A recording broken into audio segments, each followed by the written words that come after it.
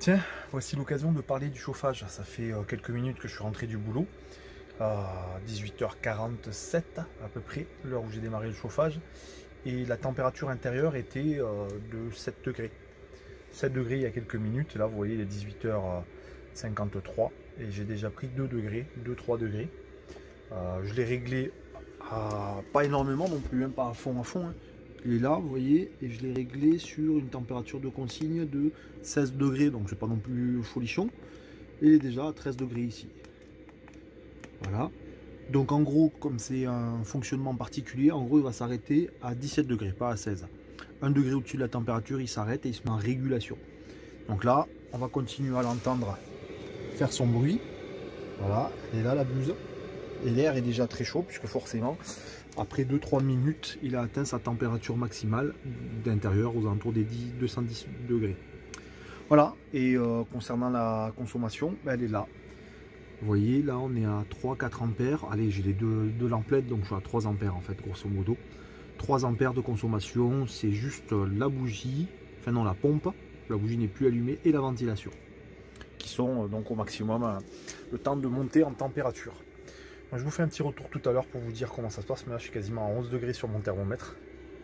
Et vous avez vu, lui, il me disait 13 degrés sur sa consigne, enfin sur son emplacement. Ça va assez vite. Je vous dis tout à l'heure combien de temps ça m'aura pris. Voilà. Bon, alors, je vous fais un petit retour. Je suis à 19 degrés. 19 degrés là, sur le plan de travail de la cuisine. Côté contrôleur du chauffage, lui il me dit 16 degrés. Donc il va pas trop tarder à s'arrêter. Comme je disais, c'est 1 degré au-dessus de la température consigne. Donc on a toujours la ventilation qui fait du bruit. Forcément, comme ça, je peux pas vous montrer dans ce sens-là. Voilà, donc là, elle souffle au maximum. Elle va pas tarder à s'arrêter.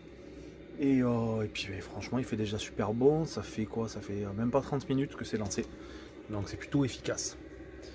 Je vous dis quand ça s'arrête. Allez, on va dire qu'on va viser une température de une vingtaine de degrés passés, puisque beaucoup de gens pensent que c'est confortable entre 20 et 25 degrés. Donc, dès que ça atteint ces températures-là, je vous reprends. Petit passage. Le contrôleur a atteint les 17 degrés. La ventilation fait de moins en moins de bruit. Vous voyez? Donc là, ça veut dire qu'il va passer en régulation. Je vais le laisser tourner, mais grosso modo, voilà, ça a fait même pas une demi-heure que c'était passé à fond. Et maintenant, en régulation, on va voir quand est-ce que je vais atteindre des températures supérieures à 20 degrés. Ben voilà, ça fait grosso modo 1 heure que ça tourne et que j'ai surveillé la température. Donc on est à 21,1 degrés.